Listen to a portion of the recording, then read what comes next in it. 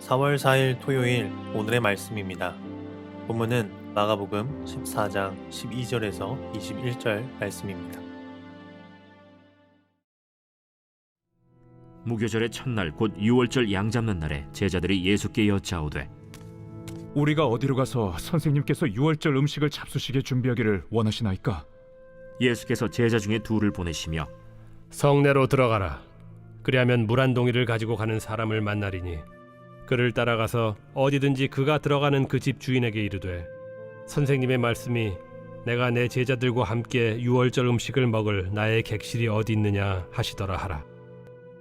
그리하면 자리를 펴고 준비한 큰 다락방을 보이리니 거기서 우리를 위하여 준비하라.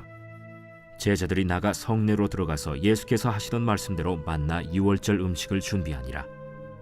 저물매 그 12를 데리시고 가서 다 앉아 먹을 때 예수께서 이르시되 내가 진실로 너희에게 이르노니 너희 중에 한 사람 곧 나와 함께 먹는 자가 나를 팔리라.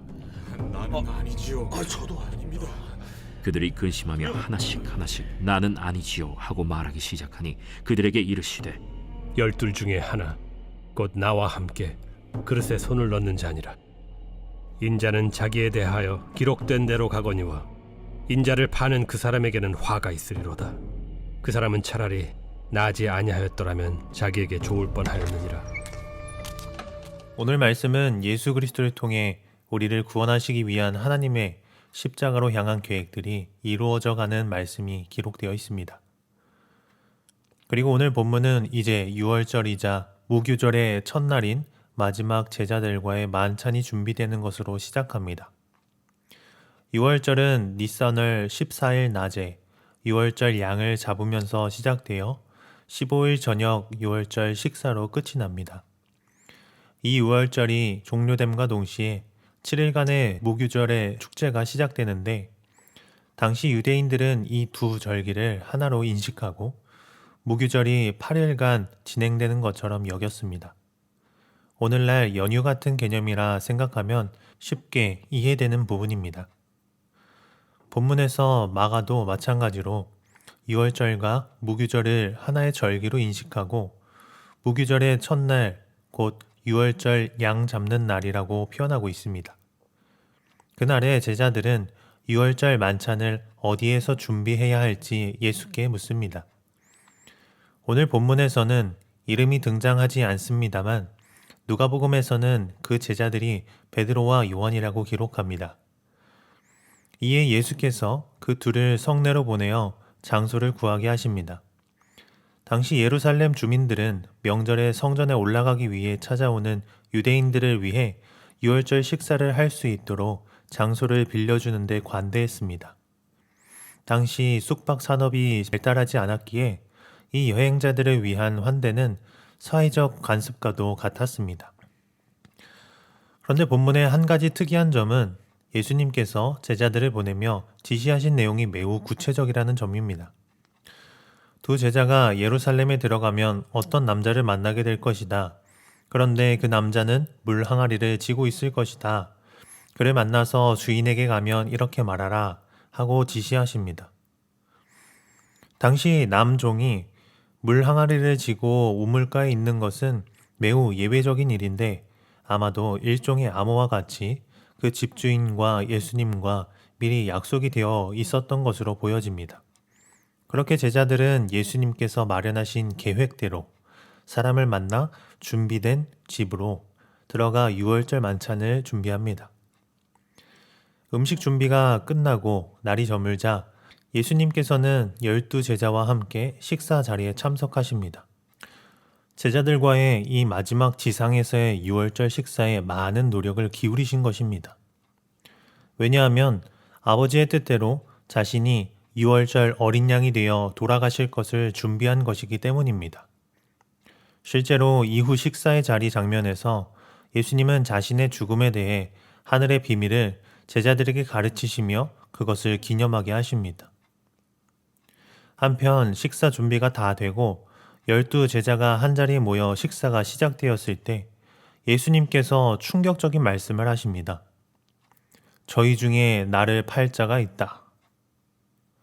선생을 제자가 배신한다는 것은 오늘날이나 옛날이나 받아들이기 힘든 충격적인 일입니다. 그래서 제자들은 그 말을 듣고 설마 제가 그런 것은 아니겠죠? 불안에 떨며 질문하기 시작합니다. 예수님의 폭로에 적잖이 당황하고 있음이 보여지는 부분입니다. 그런데 예수님의 이 폭로는 단순한 정의 실현 같은 이야기가 아니었습니다. 또 배신하지 말라 도덕적인 말씀도 아니었습니다. 이전 다윗이 시편에서 내가 신뢰하여 내 떡을 나눠 먹던 나의 가까운 친구도 나를 대적하여 그의 발꿈치를 들었나이다 라는 표현을 빌어 다윗과 같이 고통스러운 마음을 표현한 것입니다. 가까운 사람에게 배반당하여 겪는 심적인 어려움. 상상만 해도 끔찍할 것 같은 그 고통스러운 일을 이미 다 아시기에 더욱 마음 아픈 그 일에 대하여 고통스러운 신음을 내뱉은 것입니다. 아버지의 거룩한 뜻을 이루기 위해서 말이죠. 마가복음을 읽는 독자는 이미 배신자가 누구였는지 다 알고 있었을 것입니다. 그러나 그를 향한 예수님의 찢어지는 고통은 크게 생각해보지 못했을 것입니다. 보통의 그리스도인들이 그 예수님의 고통을 완전히 이해하지 못하는 것처럼 말이죠. 마가는 이 부분을 기록할 때 예수님의 마음이 표현되기를 바랐을 것입니다. 오늘 사순절을 지내며 어렵고 답답한 일상 속에서 고통 속에 인내하며 입술을 꽉 깨물며 신음하는 주님의 마음. 사랑하지 않았더라면 겪지 않아도 될 그 일들을 자신의 의지로 모든 이들을 구원하고자 하늘의 영광을 버리고 그 고통의 자리로 내려오신 예수 그리스도를 기억하는 저와 여러분이 되길 소망합니다. 오늘 말씀을 통해 그럼 우리가 깨달을 수 있는 것은 무엇이 있을까요? 첫째, 주님은 언약을 반드시 성취하시는 분이라는 것을 알 수 있습니다. 오늘 말씀에 주님은 자신의 죽으심을 예비하실 때 구약의 말씀을 성취하는 데 모든 것을 맞추어 준비하시며 한 걸음 한 걸음 나아가십니다. 사실 예수 그리스도께서 이 땅에 성육신 하실 때부터 주님은 자신의 죽으심을 준비하며 한 걸음 한 걸음 나아가셨습니다. 오랜 준비로 막바지에 이른 지금 조금 느슨해졌을 법한데 6월절 하루 전날 만찬을 가지시며 어린 양으로서 구원의 여정을 마무리하시기 위해 끝까지 긴장을 늦추지 않으시고 말씀에 기록된 대로 이제 정말 십자가의 죽음을 바로 앞에 두고 흔들릴 만한데도 가장 단단한 모습으로 그 언약의 성취의 길을 나아가십니다. 오늘날 우리가 믿는 주님이 이와 동일한 분이십니다. 어떠한 방해물도 주께서 우리에게 약속하신 그 길을 망칠 수는 없습니다. 주님은 언약을 성취하시는 분이시기에 믿음으로 나아온 자는 주의 품에서 빼앗을 자가 없습니다. 우리가 이것을 신뢰하며 사탄의 온갖 가지의 술수와 미혹에 넘어가지 않고 우리를 끝까지 붙드시는 주의 편에 서서 주님 다시 오실 그날에 주와 함께 영광의 순간을 맞이할 수 있기를 주님의 이름으로 축복합니다. 둘째, 주님은 끝까지 우리에게 손을 내미시는 사랑의 하나님이심을 알 수 있습니다. 본문에서 예수 그리스도께서는 끝까지 안타까움을 담아 사랑을 담아 손을 뻗으십니다. 우리는 보통 주님으로부터 멀어진 자들에게 낙인을 찍고 배척하려 하지만 우리의 사랑의 주 되신 예수님께서는 끝까지 손을 내밀어 주십니다. 비록 끝까지 그 손을 외면한 채 자신의 뜻을 관철하고자 한 제자의 배반으로 뼛속에 사무치는 아픔을 겪으시지만 그런 것에 아랑곳하지 않으시고 마지막까지 그 제자를 향해 돌아올 것을 소망하는 마음을 보이십니다. 오늘날 우리의 삶은 바로 예수 그리스도의 이 사랑의 마음, 긍휼의 마음으로 움직여져야 합니다.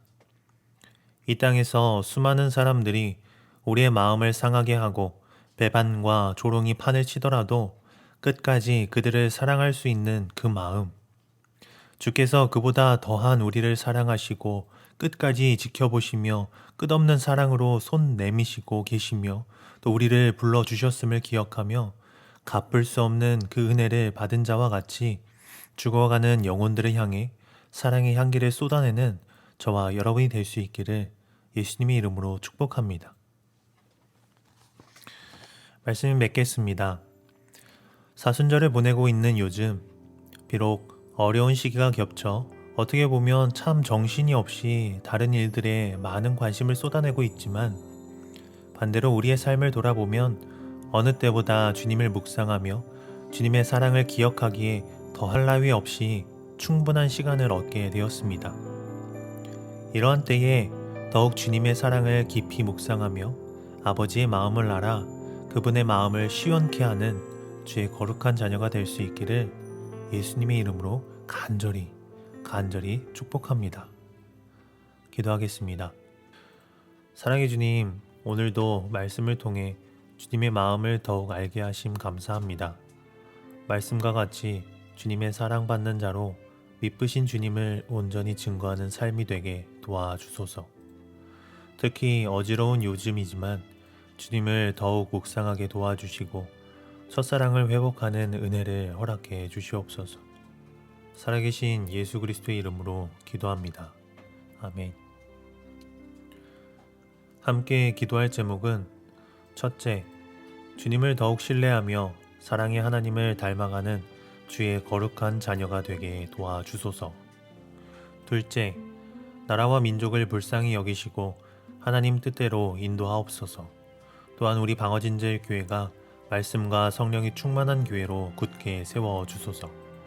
셋째, 코로나19 바이러스 백신이 속히 개발되게 하시고 하나님의 평강이 온 땅 가운데 충만하여 일상의 온전한 회복이 있게 하소서. 함께 기도하겠습니다.